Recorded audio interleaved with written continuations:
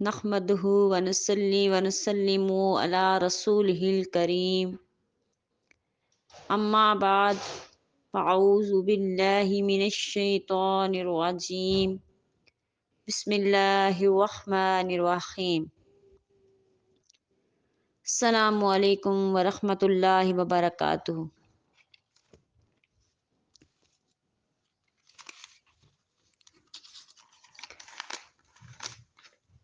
آج جو میں نے موضوع چنا ہے وہ یہ ہے کہ عورتیں نماز تراویح کیسے پڑھیں۔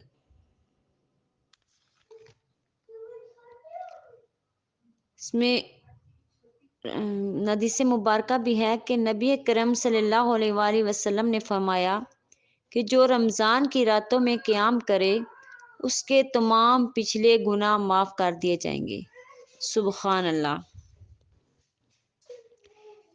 یہ جو نماز تراویح ہے جیسے مردوں کے لیے ضروری ہے اسی طرح عورتوں کے لیے بھی ضروری ہے۔ کافی ہماری اسلامی بہنیں اس غلط فہمی کا شکار ہوتی ہیں، وہ سمجھتی ہیں کہ جو نماز تراویح ہے یہ شاید مردوں کے لیے ضروری ہے، عورتوں کے لیے نہیں۔ حالانکہ یہ بہت بڑی غلط فہمی ہے۔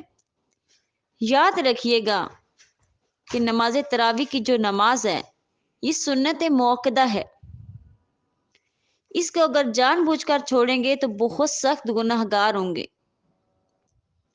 نماز تراویح مرد حضرات بھی پڑھیں اور عورتیں بھی پڑھیں۔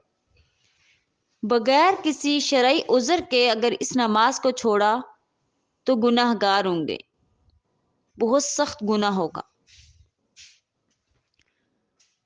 مرد حضرات جو ہیں وہ تو مساجد کے اندر چلے جاتے ہیں، وہاں پر باقاعدہ نماز تراویح جماعت کے ساتھ پڑھی جاتی ہے، لیکن اسلامی بہنیں گھر کے اندر اس نماز کو کس طریقے سے پڑھیں، اس نماز کو پڑھنے کا طریقہ کیا ہے، اس نماز کی نیت کیسے کریں گے، اس میں کون سی صورتیں پڑھی جائیں گی، آج میں آپ کو مکمل اور آسان طریقہ سکھاؤں گی۔ انشاءاللہ کوئی بھی مشکل بات آپ کے سامنے نہیں کروں گی جس کی وجہ سے آپ الجھ جائیں یا آپ کسی پریشانی یا مشکل کا شکار ہو جائیں۔ سب سے پہلے ہم عشاء کی جو نماز پڑھیں گے، 4 فرض پڑھیں گے، اس کے بعد 2 سنت موقدہ ادا کریں گے، اس کے بعد ہم وتر جو ہے وہ نہیں پڑھیں گے، وہ چھوڑ دیں گے، پھر 20 رکعت نماز تراویح پڑھیں گے، 2 رکعتیں 2 کر کے، 20 رکعت نماز پڑھنے کے بعد جو ہیں وہ وتر پڑھیں گے۔ وہ جو 20 رکعت ہیں 2 رکعت کر کے پڑھیں گے، یعنی 2 رکعت پڑھ کے سلام پھیر دیں گے، پھر اس کے بعد 2 رکعت اسی طریقے سے 2 رکعت کر کے نماز مکمل کریں گے۔ اور آپ 4 رکعت کر کے پڑھتی ہیں تو نماز ہو جائے گی، لیکن بہتر نہیں ہے، مناسب یہ ہے کہ 2 رکعت کر کے پڑھی جائیں، ہر رکعت کے بعد نماز تراویح کی دعا پڑھی جائے۔ اگر نماز تراویح کی دعا نہیں آتی تو دیکھ کر بھی پڑھ لیں، اگر یہ دعا نہیں آتی تو کوئی مسئلہ نہیں ہے، بلکہ یہ خاص نہیں ہے، کوئی بھی دعا آپ پڑھ سکتے ہیں، جو آپ کو یاد ہے، جو آپ آسانی سے پڑھ سکتے ہیں وہ پڑھ سکتے ہیں۔ اگر کوئی بھی دعا ایسی نہیں آتی تو سبحان اللہ پڑھ لیں، الحمدللہ پڑھ لیں، استغفر اللہ پڑھ لیں، کوئی سا بھی ذکر کر سکتے ہیں، درود پاک پڑھ لیں۔ اگر دعا نہیں آتی تو کوئی الجھنے کی ضرورت نہیں ہے، ہر 4 رکعت کے بعد دعا پڑھ لیں، 20 رکعت اسی طرح پڑھیں۔ ان 20 رکعتوں میں کون سی صورتیں پڑھی جائیں گی، ان میں پریشانی کی ضرورت نہیں ہے، کوئی سا بھی رکوع اگر آپ کو آتا ہے جو قرآن کا یا کچھ بھی قرآن کا حصہ آتا ہے وہ آپ پڑھ سکتے ہیں، بلکہ آپ کو 10 صورتیں آتی ہیں وہ پڑھ لیں، 6 آتی ہیں وہ پڑھ لیں، 5 آتی ہیں وہ پڑھ لیں، اگر آپ کو 5 آتی ہیں تو دوبارہ ریپیٹ کر لیں، اگر نماز باقی ہے تو دوبارہ ریپیٹ کر لیں۔ اسی طریقے سے نماز میں جو بھی آپ کو صورتیں آتی ہیں وہ آپ پڑھ سکتے ہیں۔ اگر آپ کو 4 صورتیں آتی ہیں یعنی 4 قل آتے ہیں تو تب بھی آپ کی نماز اسی طریقے سے ادا ہو جائے گی۔ 2 رکعتوں میں 2 قل پڑھ لیں، پھر 2 رکعتوں میں 2 قل پڑھ لیں، 4 رکعت بھی ہو جائیں گی اور قل بھی ادا ہو جائیں گی۔